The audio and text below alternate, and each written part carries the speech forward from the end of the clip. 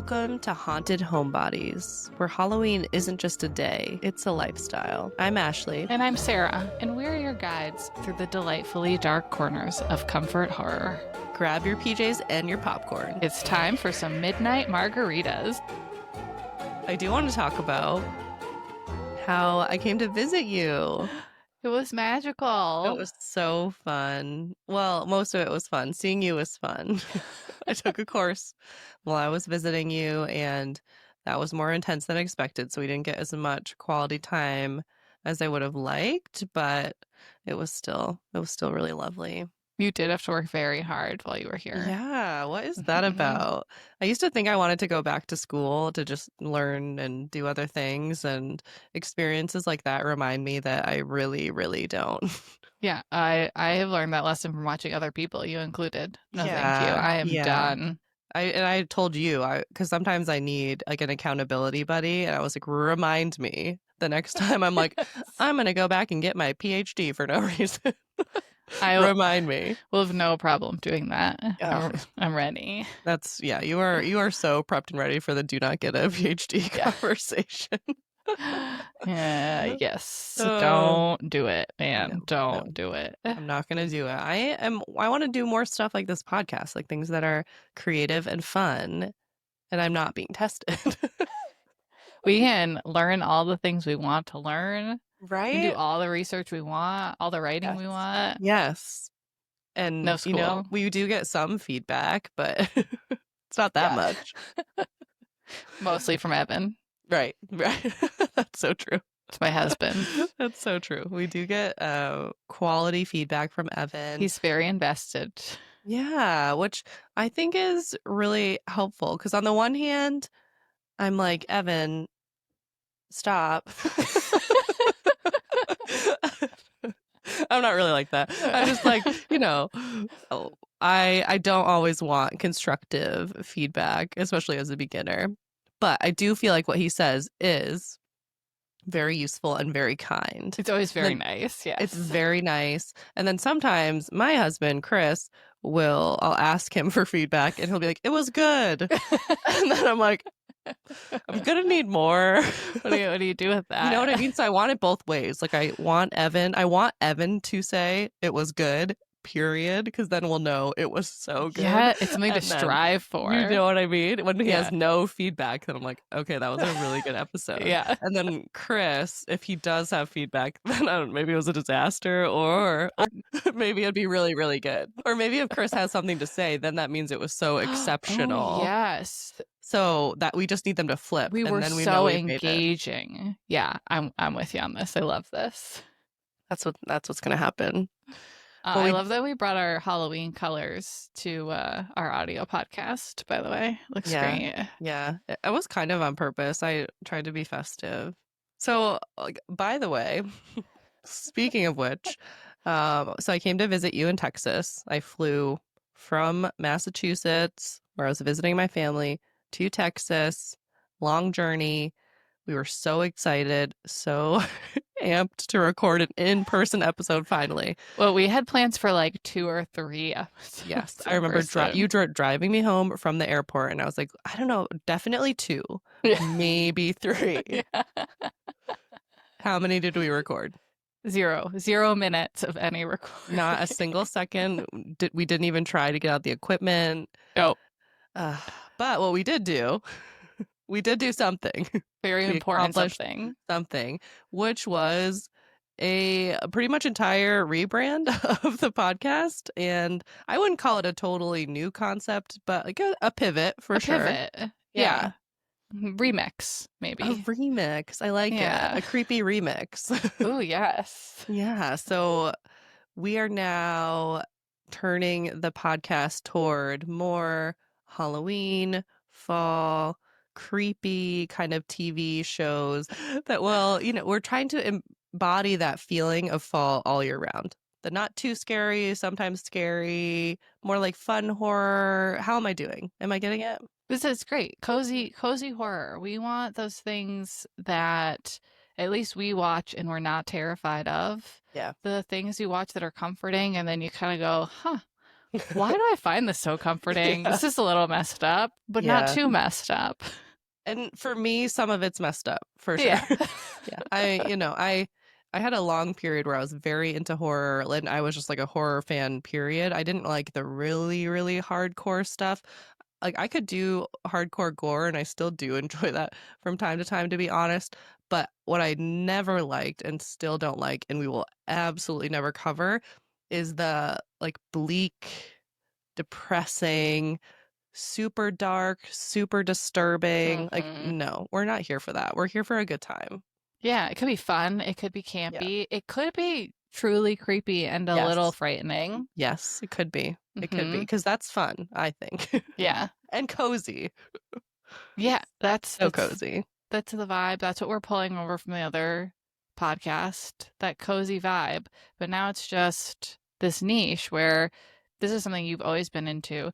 This is something I've never identified as being into until we started making our list of what we Yeah. were going to talk about. Yeah. And I just, these are movies I've seen. These are movies I've watched more than once. These are movies I wish that I had in my regular rotation. Like, this clicked with me in a way I wasn't totally prepared for, which I should have been because, and I know I told you this when we were in person, but in fourth grade, we had a standardized test that we had to take, and there was a writing portion of it. And we had to write about our favorite season, and I wrote about fall, and I got a perfect score. If anyone would like to know why I have some of the issues that I have today, look no further. But I got a perfect score rating about how much I love fall. My birthday is in fall. I love the fall vibe, and Halloween, horror movies, kind of mystical, magical. Like, we're going to start on not a horror movie at all. Right. I think it's much more the overarching vibe of what we're looking at. And so it just helped me understand this is my vibe. This is my vibe, and I'm really owning it now. Yeah. It's so funny that you say that because I have watched horror throughout my whole life, like most of us have. Like Yeah. we all have movies here and there that end up into the rotation. Like most of us. I have a few friends who are like, I cannot. Like, and they'll be like, this is way too scary. And I'm like, it's rated PG. Well, whatever. But I had a similar experience when I started getting more into horror. I was talking to a patient at a former physical therapy job, and he was asking me like what I like to do for fun. And I was trying to think of a hobby that I have. And so we were talking about movies and he's like, okay, so like what movies do you like? And he was the kind of person that did not settle for just like, I like funny ones or Mm. scary ones. He was like, I want specific titles. It's like, Okay. okay. All right. So I started listing them and he was like, oh, so you like horror? And I was like, no. No, I don't think so. I don't do gory stuff. Like, I think I like thrillers. And he's like, you listed every movie you listed is a horror movie, you like horror.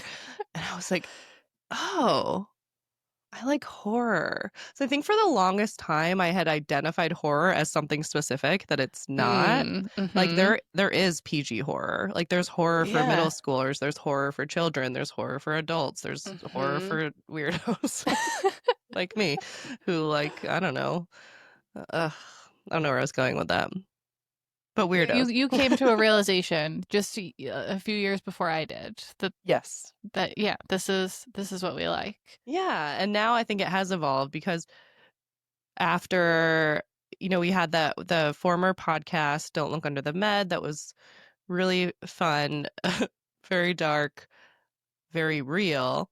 Mm-hmm. And now we've gone into a more pop culture direction after I became a mom and suddenly was like, I don't think I can watch anything but golf. I think I've discussed this in my Yeah. postpartum anxiety days. I was like, nothing is safe. Only golf. Must be boring, must be predictable. No harm can come to anyone on the screen. So I even tried watching an episode of The Voice and I was like, it's like a fun singing, sometimes it's sad, they don't turn the chairs.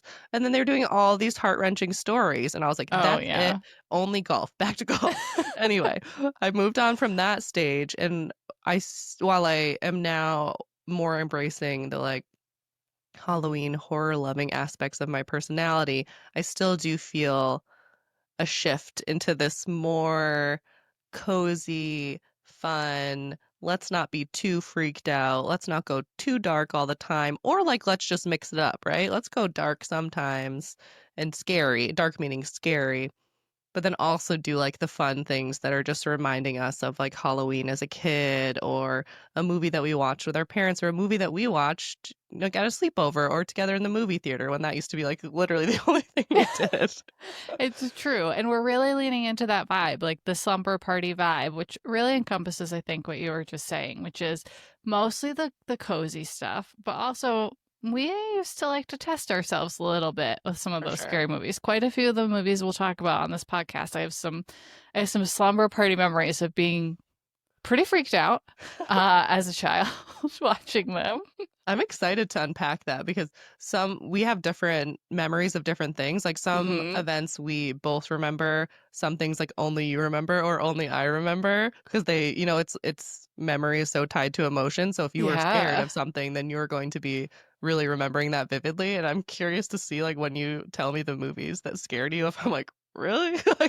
Or if I'm like, oh yeah, like that one like messed me up good. I'm looking forward to that as well. I think that'll Yeah. be an interesting topic. Yeah, Uh, yeah. I went through an interesting trajectory, and I think it's something we've also talked about with you needing to keep me in check in the podcast because I was a normal person once in terms of watching horror movies, could not look at the screen, fingers over the eyes, blanket pulled over the head, just like really scared. And then you watch a certain amount of horror and you become desensitized in terms of your reaction. But mm, something I learned that I think is super interesting. I watched a documentary about horror because horror fans do like to be self-aware and we're normal. Well, no, we're not normal. I've said that several times.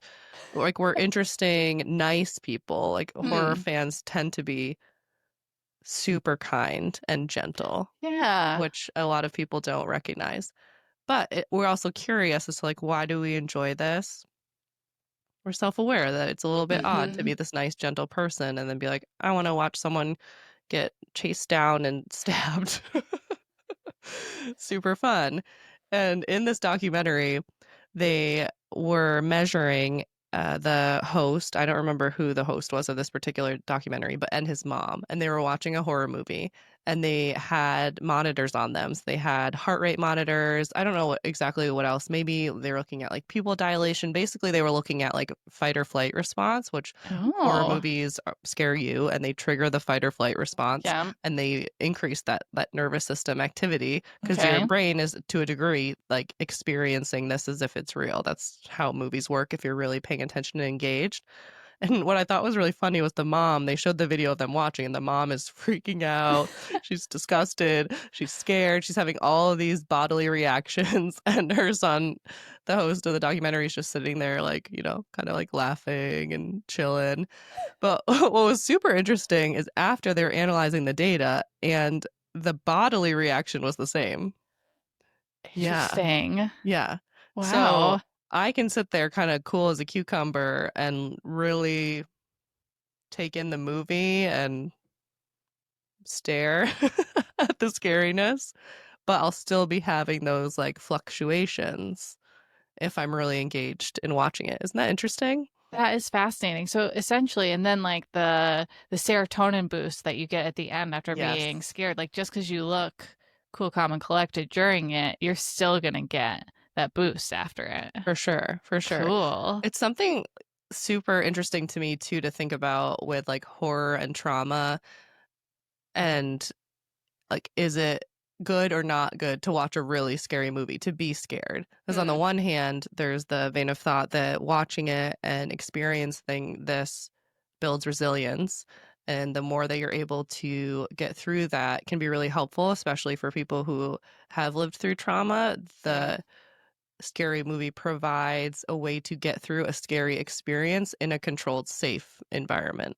So there Okay. is no actual threat to your safety. So you Yeah. get to the end and then you're like, it's okay. And then, like you said, you get this like flood of happier hormones, and you're like, I got through it. And we Yeah. all know that when you like come out of a scary movie and you're like giggly and high on Yeah. life. You're like, that was so good. Whereas during the entire movie, you're like, why didn't we go see a rom-com? God damn it. Why did we do Right. this again? Because I'm the person watching through my fingers. Like I can't. I just can't sometimes. Yeah. No, I'm a little rusty, so I could be back there, but we'll see. We'll see if it's like riding a bike or Yeah. not when I watch something that I actually haven't seen a bunch before. But yeah, it's super interesting. But just to close the loop on my really long science sidebar here. The other thought about like watching scary movies, right, is that it is activating this fight or flight response. And do we want that? Do we want to like kind of stimulate an already overstimulated nervous system? Okay. I don't know. I went through a period where it felt really natural to me. And I think that's why horror became such a big part of my life, is because I was already in this like sustained, stressed out fight or flight. And Yeah. horror was kind of meeting me where I was at. Whereas Okay. watching something where I was supposed to be relaxed and giggly or, you know, going along for the romance, it was like, I can't vibe with that. Yeah. Well, it helped in some way, right? I'm here. Yeah. You're here, you're talking about it, and Yeah, you're actually have gone through a whole cycle where you did not enjoy that experience, and now you're easing back into it in the that's very coziest true. way. That's very true. With acute anxiety, can confirm, does not feel good. No. Comfort horror, maybe. Yeah. You know, Well, ones you're really familiar with. we'll try it out. New horror, absolutely not. Hard Yeah. pass. I mean, we've got some good campy stuff, I'm sure, that will come up in the future. And that's another, we're talking a lot about cozy horror. Yeah. And campy is a big Yeah. part of it, too. Yes. Episode Always, 2 is going to always be campy. great for that. Yeah. Yeah. The campier, the better, pretty much, for Yeah. us. Pretty You know, much. that's basically my barometer for whether or not I'll enjoy something. If something is Same. not like A++ great, Yeah. then I need it to be campy bad. For sure. For Yeah. sure. I love a horror comedy. I think that Yes. those are some of my favorite movies, and just good. You know, we need to laugh more. We do. I think we're going to do a lot of that. Yeah, we'll be having a good time. Would you like to tell our listeners the other part of the podcast? We're talking a lot about the types of movies we're going to discuss, but we have Yeah. a whole other aspect here. That's so true. So in addition to like whatever comfort horror movie we discussed, the later segment of the podcast, kind of the final portion of the podcast, will be a related story. And I'm still not exactly sure what type of story I want that to be. Some of it's going to be my original work for my little brain. My little writerly brain is going to come up with some scary stories. I'm going to share them, which will be really scary in a different way, but fun.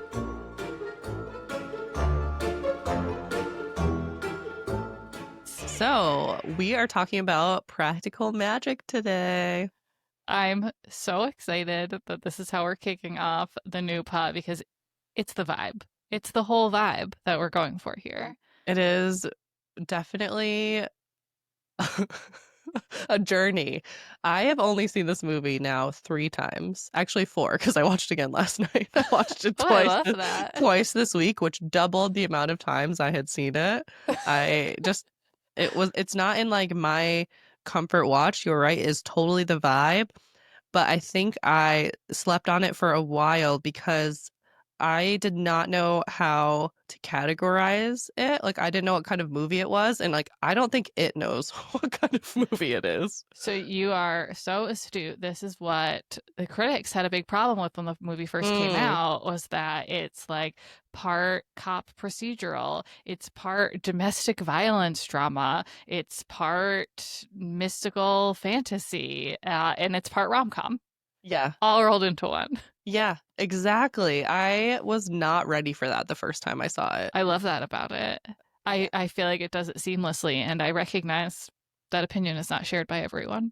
No, but I think it's fun. You just kind of have to roll with it, and I think if you have set expectations going into it, you could be disappointed, but I was pretty open-minded the first time I saw it and was like, what is going on? But I enjoyed it. It was a fun time. Yeah. And something that we talked about briefly outside of the pod, it's very emotional. Yeah.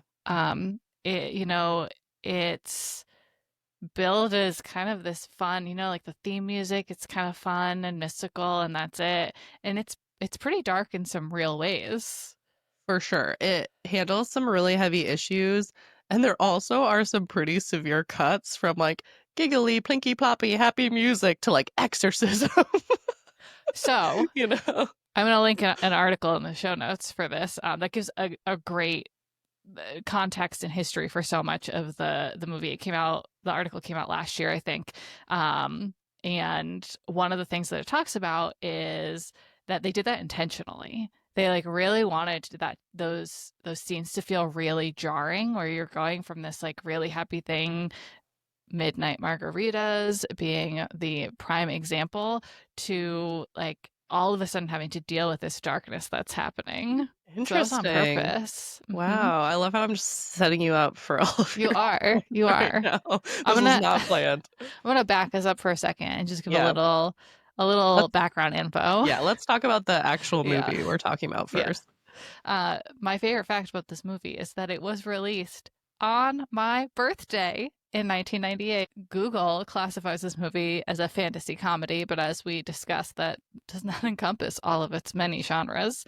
And it did not come out to great reception. It's got a 26% on Rotten Tomatoes. Tough. 6.3 out of 10 on IMDb, but 74% of Google users liked it. So it is definitely was a cult classic for a while, and at this point I think is just a favorite nostalgic film that people watch every fall. I think this is a repeat for so many people, myself included. I watch it in the fall every year, and it was kind of a treat to watch it this spring. It was a little bit different. And I have a very good friend who I cannot talk about practical magic without giving him a shout out, especially because this episode is going to come out on his birthday, and practical magic is just one of his all-time favorites. So hi, Alexand. Love it. I love Alexand it. loves practical magic, and one of my favorite moments was at his wedding.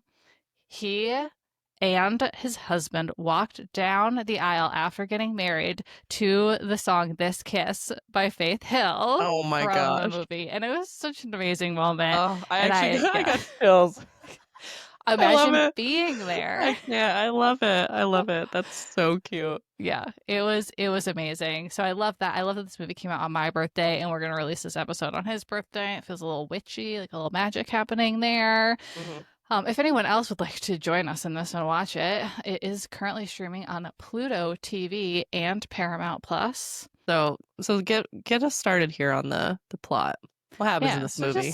Just a short little recap. So this movie is all about the Owens family, who they live in this cute New England seaside town, an island actually, I believe, and they're kind of feared by the whole village. And that is because of their ancestor from like 300 years ago, Maria, who was a witch. And Maria cast a spell all those many centuries ago to never fall in love again after she was abandoned by her lover, who it's insinuated, if not outright said, was somebody else's husband. She was tried as a witch, supposed to be hanged. She saved herself, but this spell she cast evolved into a curse that kills any man who loves an Owens woman from this family. So cut to almost present, and we see that our main characters, they're just little girls still at this point. Sally and Jillian have been orphaned because their father died because of the curse, and then their mother died of a broken heart. So they go, I know, it's really like it's sad from the beginning. So then they go to live with their aunts, Frances and Jet. Oh my gosh. Two of my all-time favorite movie characters ever, played by Tucker Channing, who I am just obsessed with, and She's the Diane perfect witch. Wiest. Yeah, Oh my, they're both the Tucker perfect Channing, witches. yes. Yeah, Oh, they're fantastic. so good. I have some discussion points later. They're just amazing. So they're Mhm. raised by their aunts. They learn magic from their aunts. They just grow up in a magical place. They grow up getting to eat brownies for breakfast and never having to brush their teeth, which sounds gross, but maybe So magic does gross. something with it. Maybe they got magic for Oh, that. is this actually a horror story? Yeah, Teeth it's a falling out dental and horror story. that's the worst Yes, kind, I think. yes. But they're not really liked by the neighborhood kids because, prejudices against witches. Sure. That's what's going on in this little seaside town. So crucial to the story is that they watch their aunts cast this love spell for this scorned woman in town. And Sally, played by Sandra Bullock, casts her own spell where she describes this man she thinks is impossible to ever exist in real life and says that that's who she'll fall in love with, just as a way of avoiding ever falling in love. Very dramatic. Love those vibes. Love those Mhm. vibes. Jillian, played by Nicole Kidman as an adult, says instead, I can't wait to fall in love. And she follows through on this. As a teenager, she runs away with some random boyfriend of hers. But before she leaves, she makes a blood pact with Sally that they're always going to be there for one another. Mhm. And Sally stays behind. She's kind of miserable. And then she, in literally a moment, falls in love with this man. There is this epic scene. So they pass each other on the street, they glance in each other's direction. Sally goes home. The aunts are obviously meddling in some way. And then all of a sudden, Sally is running down into town and leaping into his arms and kissing him to the soundtrack of Faith Hill's This Kiss. It's iconic. I love it. They fall in love. She marries him. They have 2 daughters, but the curse gets him. You are flying through this plot. I'm like, hang on. I gotta talk about how cute this man is. Who is that actor? I don't know. I looked him up because he I looks like someone I've seen in everything, but I Right, but also can't. nothing. And I'm like, I Yeah. think I fell in love with him too, but It's adorable. The little he's really scene where they're cute. all dancing together. Yeah, It's so so cute. cute. So cute. But this is Yeah. all happening very early in the movie, for Yeah, sure. this is like the first 10 minutes of the movie. Yeah, This is yeah. all just backstory We're still. coming in, yeah, we're coming in Yeah. hot. Yeah. Yeah. Okay, so to Okay, be clear, the curse gets him. He yeah, dies. he He dies. dies. It's Ugh, like I think that maybe that scene where she's trying to get the beetle who yeah, was squeaking because it means he's gonna clicking because it means that her yeah. husband's gonna die. I think that's the most upsetting scene in the whole movie. That one, So sad. yeah, that one's really hard. That one's really, really heartbreaking. And she destroys their home She trying to get this does. beetle. It's so heartbreaking. Yeah. Yeah. And then yeah, he's gone. And then all of a sudden they cut to Sally moving back in with her aunts and she's bringing in her daughters, but she wants it to be very different. She is bitter because of the curse and she doesn't want her daughters to learn any magic. She wants her aunts to behave themselves, which they do not know how to do. Yeah. Let's be clear. It's not Yeah. in their nature. But fair enough. Yeah, she's great. I get it. I get where she's coming from. She doesn't want them to go through what she's going through and what her mom went through. It's very sad. Um, Jillian has been out and about living her life since then. I think implied that she has been partying heavily for some years, just having some fun. And then we see she's in this pretty creepy, really dangerous feeling a relationship with this man named Jimmy Angelov. Jimmy. He's Bulgarian, I apparently. did not know he was Bulgarian. She says it in the movie. Sally's like, what kind of Angelov? What kind of name is that? And Jillian goes, it's Bulgarian. I do not remember that line. Yeah. Yeah, he's Bulgarian. What a villain. Yeah. So Jillian calls, and she needs out of there. It's gotten violent, and Sally goes to help, and this Jimmy character ends up kidnapping them in what is definitely the tensest scene in the movie. Him in the car with the two of them, that's a lot. Yeah. So they've got to do something about it, and they decide they're going to trick him. He's got a bottle of tequila, and they trick him by slipping belladonna into it, which is how Jillian usually gets him to fall asleep and stop bothering her. But Sally puts a little too much belladonna in there and kills him. It's an accident. But yep, she kills him. They're freaking out because Sally doesn't want to go to jail for murder. So they decide the solution is to bring him back to the aunt's house and resurrect him with magic. This happens a lot in movies. Yeah. Like, why? He kidnapped you. He's abusive. You defend yourselves in order to survive.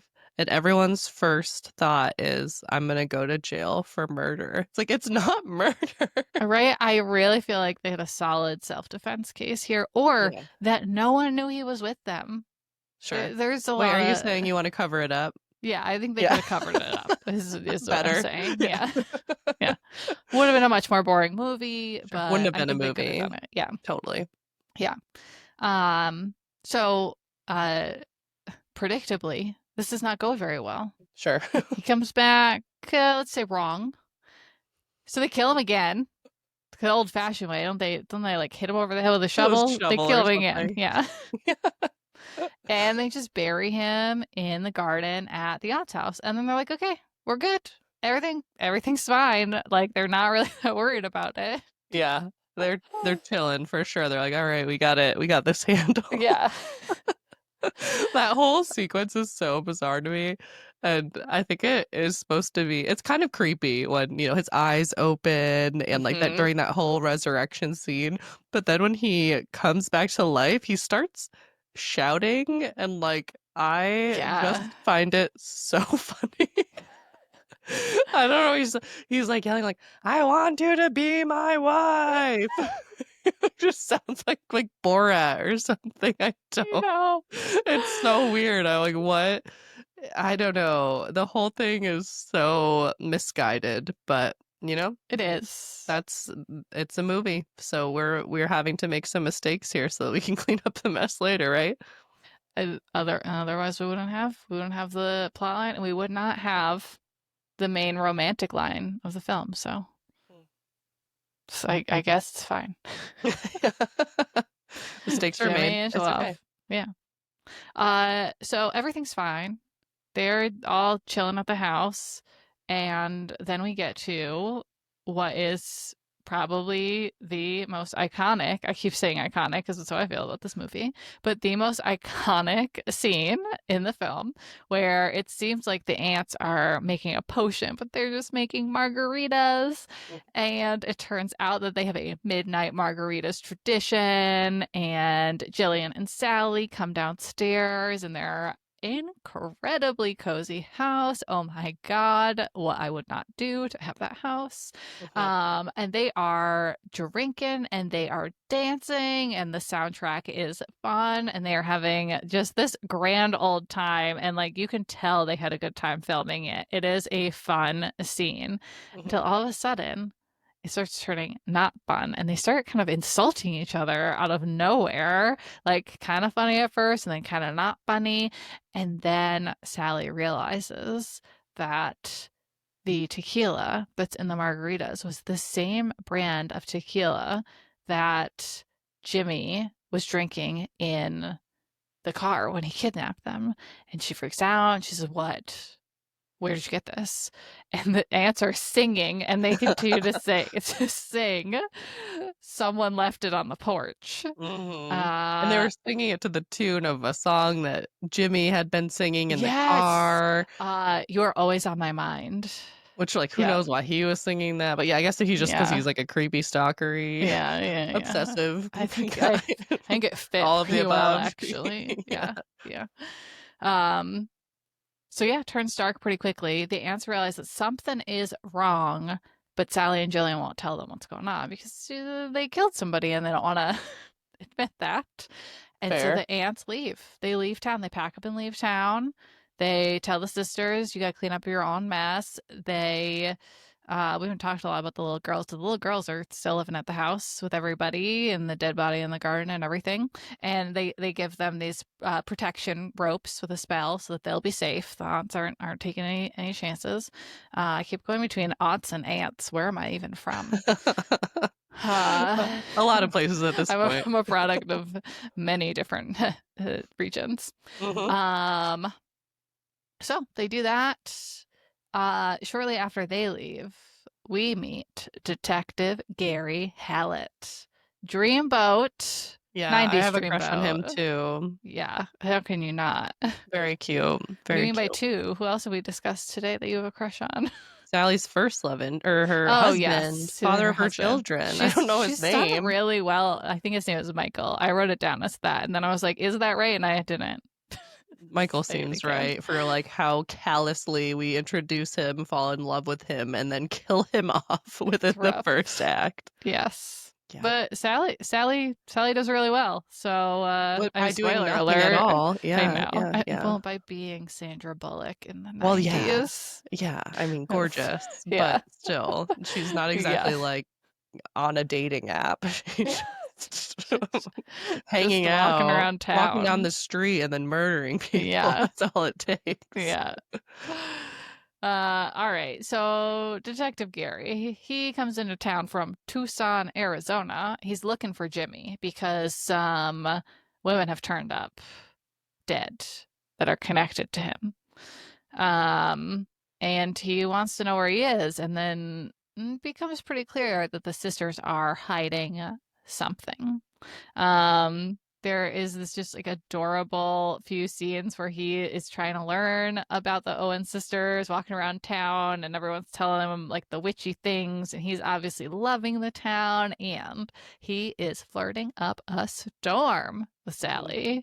They He's are also like having these angsty moments where he's like, you have to tell me if you did something, if like you know something about this man who murdered women, like killed multiple former girlfriends. Like there's some anger there that I'm like, why are you so mad? Like I feel like he would just be like holding their hands being like, just let's work through this together, just tell me. Like he's a obviously also terrible victims. person. Yeah.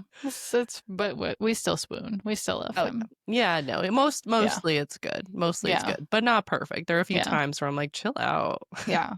Well, and then Sally's kind of playing with him the whole time because the spell that she cast for a perfect man, she can't lie to the perfect man. So she can't lie to this detective. So she is like talking herself in circles to make sure she doesn't tell him an outright lie, and it gets a little silly. Yeah, that's that's my input. Yeah. Thank you for listening to my podcast. I love it. I love Silly it. indeed.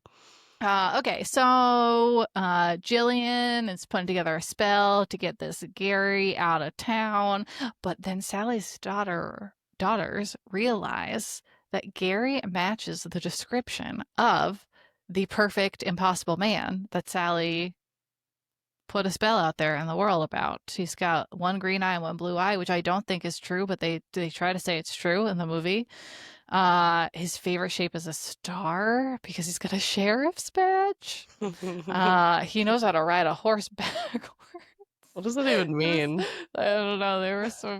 Oh, and he knows how to flip pancakes. That's how the girls realize it. He makes them pancakes. I couldn't remember her full list, and so when it clicked for the daughters, I was like, what are they realizing here?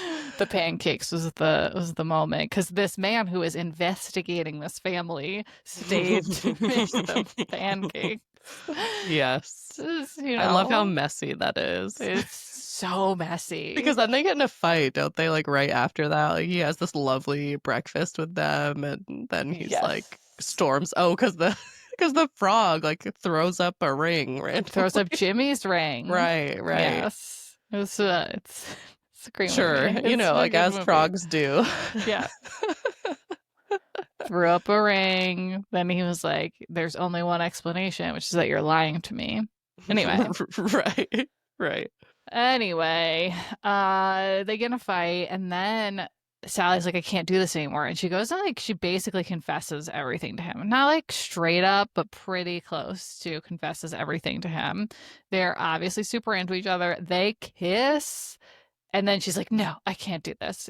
She's afraid of the curse. She doesn't want somebody else to die. Also, he's investigating her for murder. I don't know. There's like a lot happening. Yeah, it's messy. Like I said, it's very messy.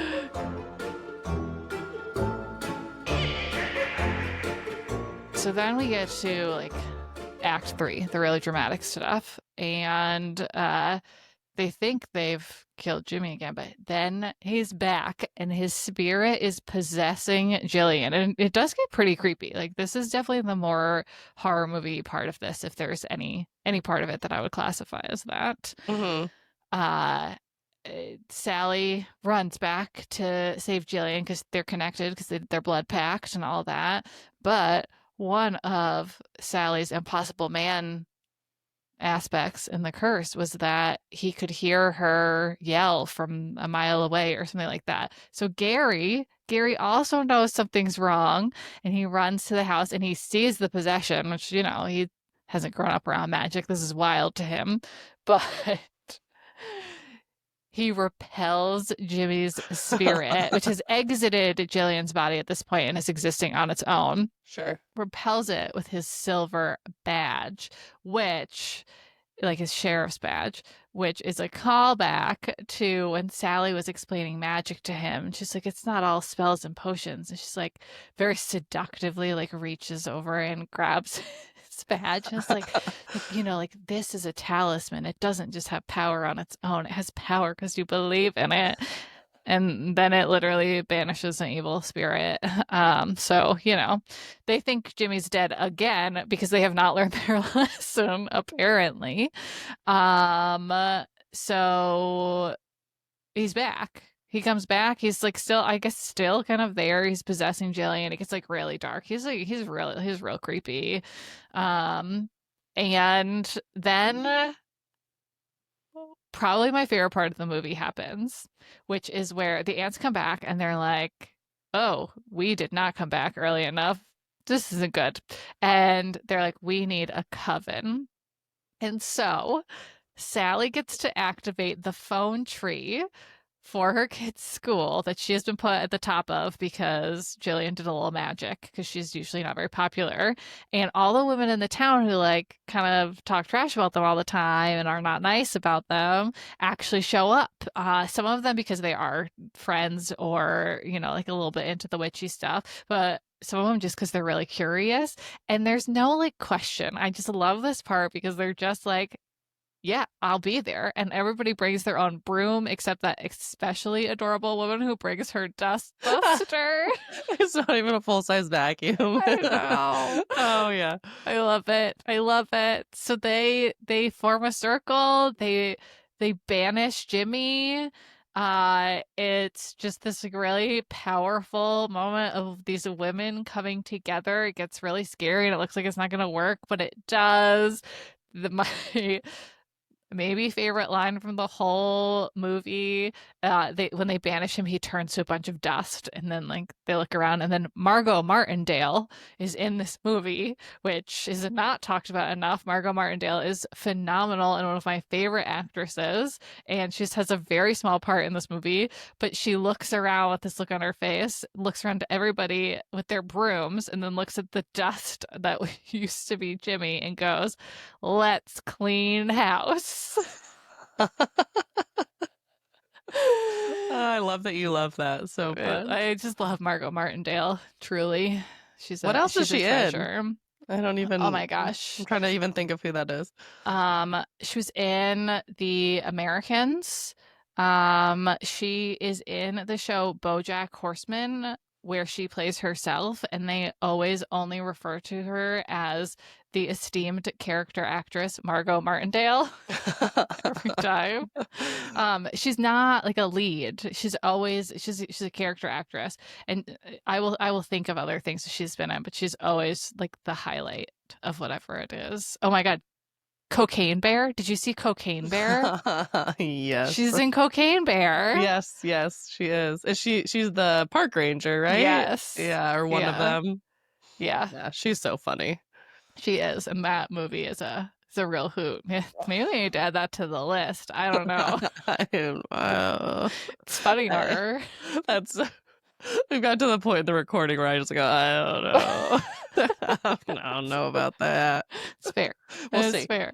We'll see. Anyway, Margot Martindale, true delight.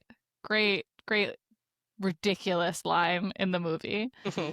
But Jillian is saved, and then all of a sudden everybody loves the Owens family because they've all come together and now they understand there's a line that's like, oh, I guess there's a little witch in all of us, and it's just really sweet. I love that. I But love that. Gary still goes away Oh yeah. because Sally tells him that there was a spell that she cast, and she's like, so we'll never know if it's real. Neither of us will ever know if it's real because I cast this spell once upon a time. So Oh, who the line knows? where he's like, I wished for you too. I'm not a big romance gal, but that one got me. I was like, damn. It's a good one. Damn, Gary, yes, I will marry you. Oh my Thank you so gosh. much for Yes. asking. Good call out. That is, oh, such a good one. Yeah, Mm-hmm. it really makes Mm-hmm. me feel something as a Yeah. not romance fan Yeah. He myself.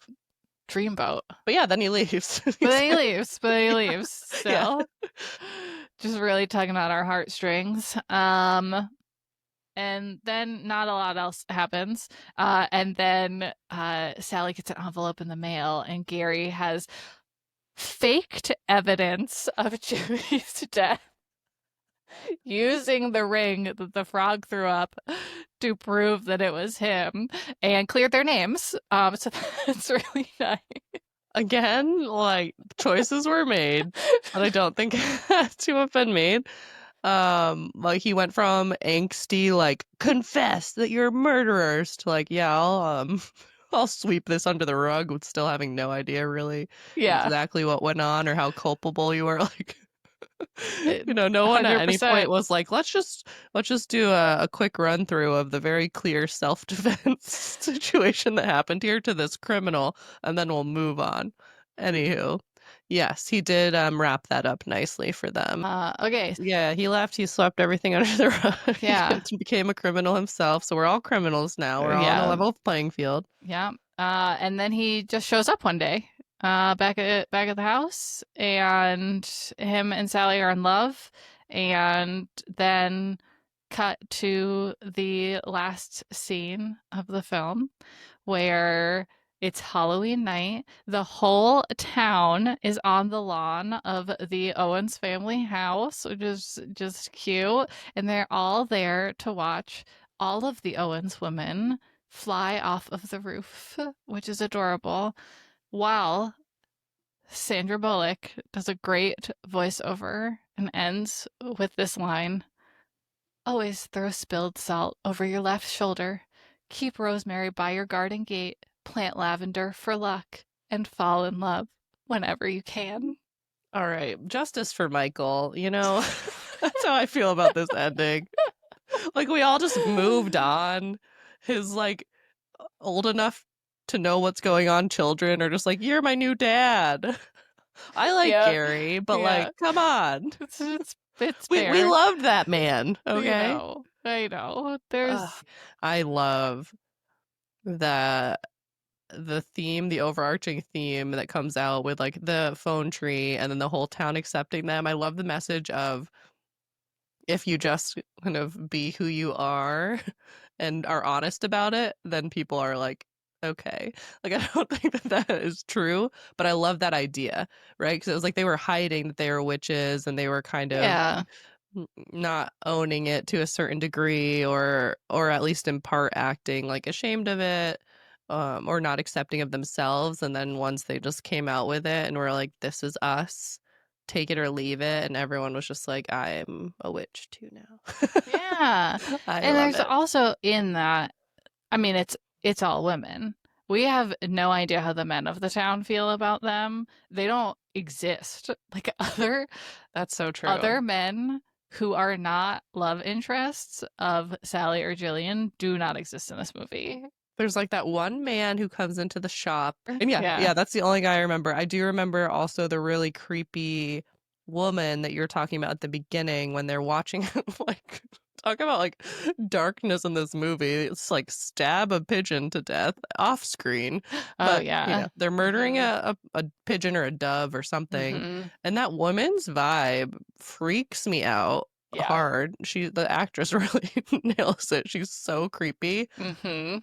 and is holding the picture of like the most average man I've ever I seen. kind of wonder if that was on purpose too. Yeah, it's Like, like Joe anybody. yeah, And she is like, kill the damn bird. Do it. Do it.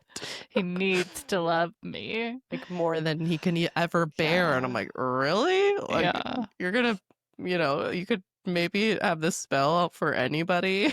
Yeah. Yeah. And I did want to kind of know her story a little bit more, as she scared me. she was terrifying. So I have some questions for you about Oh, yeah. this Hit me. movie, if you're open to it. Oh, yeah. So, very important. What's cozier, the town they live in or the house they live in? Oh my gosh. Don't make me choose. It's like it's almost too perfect.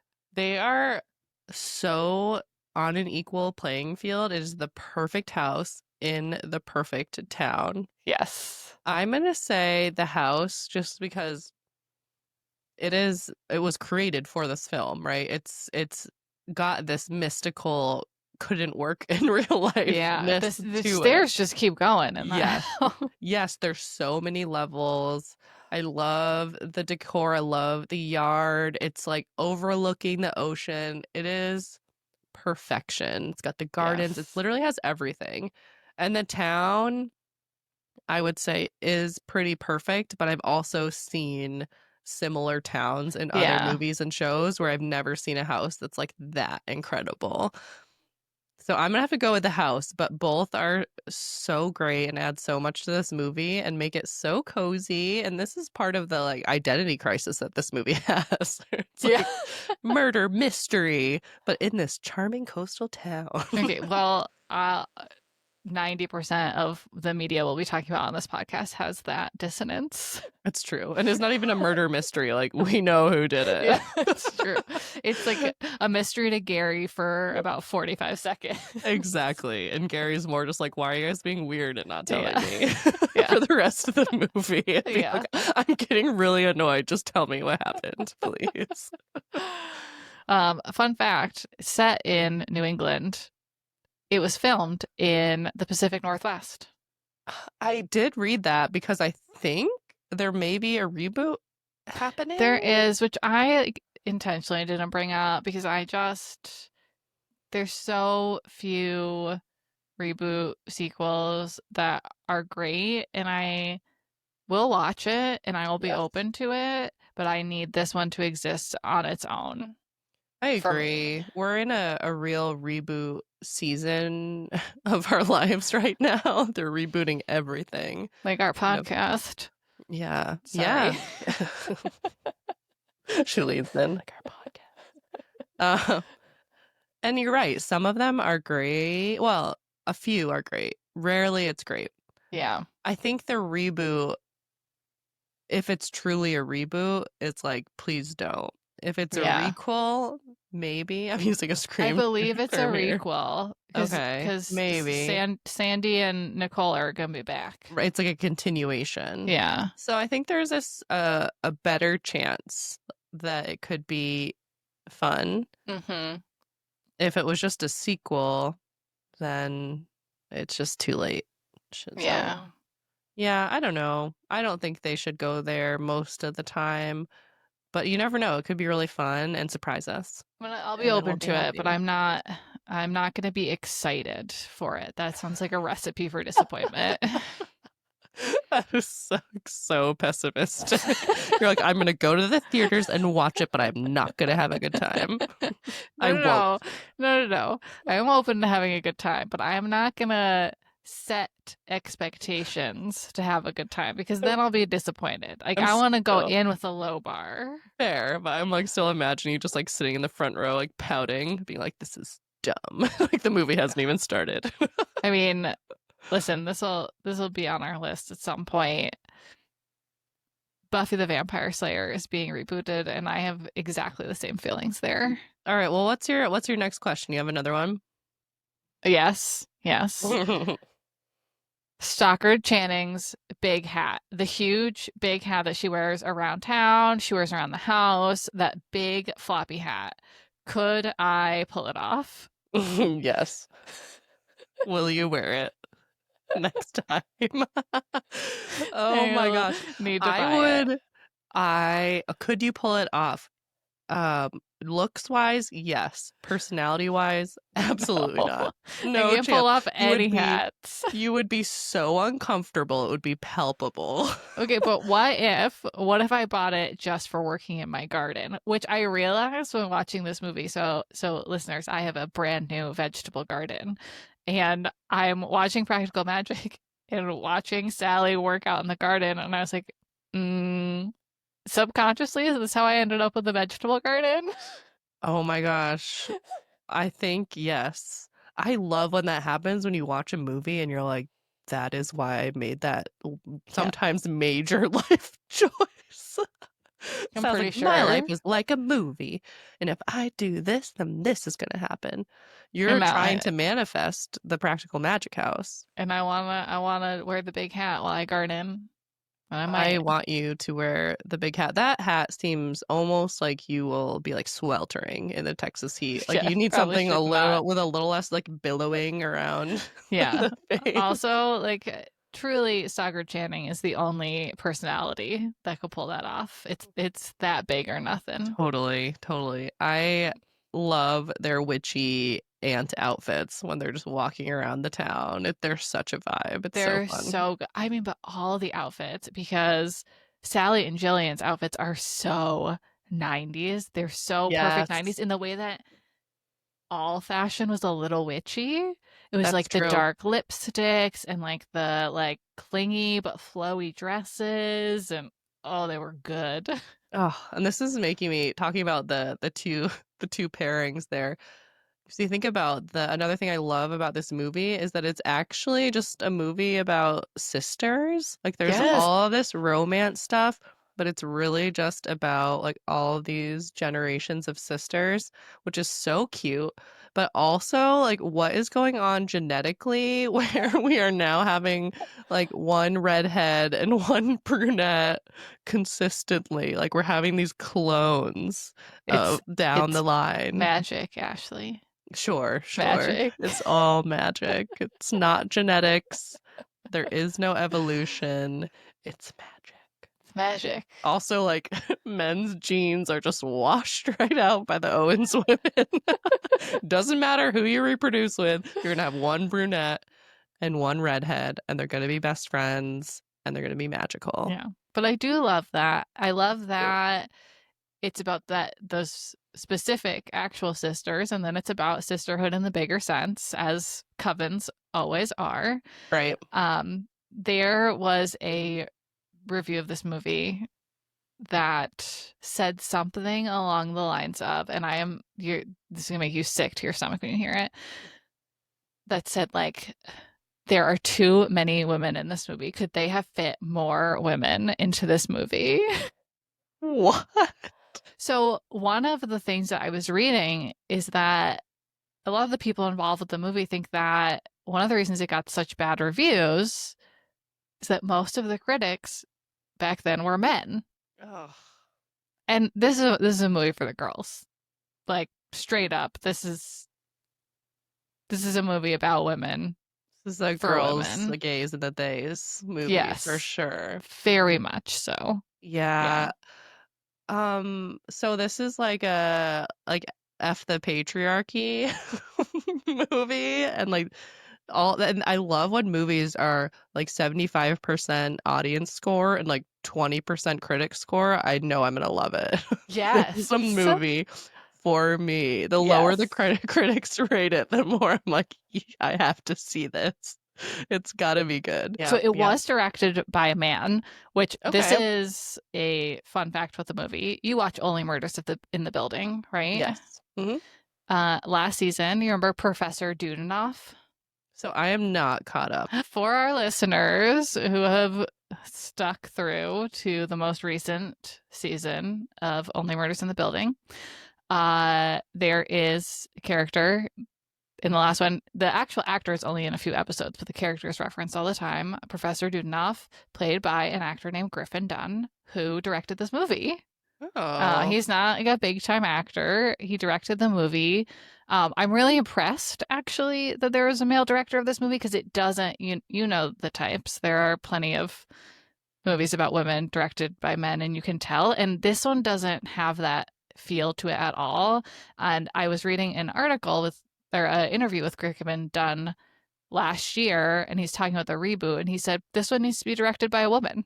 And I loved that, and I felt like that kind of explains some of the attitude. And I don't know if all the writers were women, but at least some of them were. And there's a woman who was a producer. Like it was made mostly by women, except for the director, who actually was the one who brought in the domestic violence storyline, because his sister had been killed by an abusive partner. wow. And so he like brought that in as a way to make the evil of the story real. Yeah. Oh, interesting. And he clearly was listening to the female perspective and wasn't afraid to, in the eyes of some critics, go way overboard. Too many women in this movie. I also women. It's so funny because until you mentioned that, I did not notice the lack of men. I did not miss them. I was like, we've got two. I'm set. It's all I need. But think about how many movies just have like a token one or two women. And they just really went the other way here. And I love a movie that is equally dispersed. But I also love this movie a lot. I like the idea of just like a witchy coastal, almost like 80-20 split of like men and women. It'd be fun. I'm a big fan. I watch it every year, and I will continue to do so. I think I will be joining you there. This will become part of my rotation. It won't be in the top, but it'll be in there. I definitely think a fall watch is in order, and I might surprise myself. I could pop this one on more than I think. All right. Well, I am off to go make some midnight margaritas. But Ashley, what are we talking about next week? Sarah, I am so glad you asked. I am very excited for next week's episode. It's a scream, baby. All right, sweet dreams, homebodies. And now it's time for your bedtime story. The cart rolled by the pumpkin patch, rotted, teeming with flies and smelling of death. The scent hit her nostrils all at once, dampened only by the cool, misty rain gently kissing her cheeks. She wasn't quite sure, but she could have sworn that the man's eyes darted to look at her just as they passed the rotten vegetation before returning to the dirt path ahead. "There you go, Mum," he rumbled as they pulled up the stone-clad estate on the marsh's edge. "Shall I see ya to the door?" "I can manage just fine," she replied, as she swung her dress off the side of the carriage and lowered herself down in one smooth motion. She tried to unhasten her steps as she walked toward her front door, wanting to avoid the suspicion of the man in the cart as he lingered just a bit too long, and she felt his eyes bore into the back of her skull. 1, 2, 3, 4. She counted her steps, listening to the gravel crunch under her feet. Maybe she wanted to avoid what was waiting for her at home as well. The carriage wheels creaked as they began to turn at last, and she heaved the front door open. She was once again hit with the smell. Putrid, rotting. Although this time it wasn't the pumpkins. This time it was her husband. 4 husbands, dead in not much more than so many years.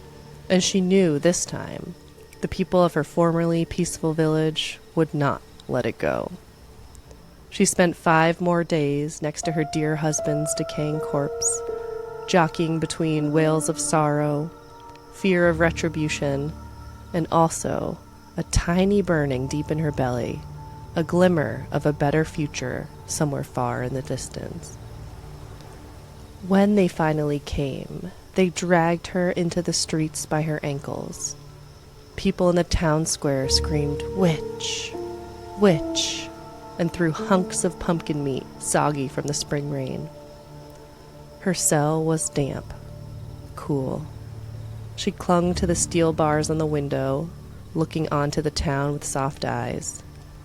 She would miss it when she was gone. The pyre was being set, and she was scheduled to be burned tomorrow. "You'll get what's coming to you," the prison guard said as he slid a small bowl of cold broth into her cell. She smiled, thanked him, and he retreated back down the hall, dismayed by her kind words. The next morning, the guard was notified it was time for her to be burned. The jeers of the townsfolk could be heard outside as they gathered to witness. He was pleased that soon this woman would be gone, and the crops would no longer be cursed, the men would no longer be victims, and the town would once again be freed from ill. In the dim morning light, he unlocked the cell. "Let's go, Mum." Nothing. No reply. "I said, let's be going," he boomed. Silence. He swung the heavy iron door open and clutched his chest, a pain pulsating down his left arm. The electric sensation brought him to his knees, and the last thing he saw before the light left his eyes was the empty cell. She was already gone.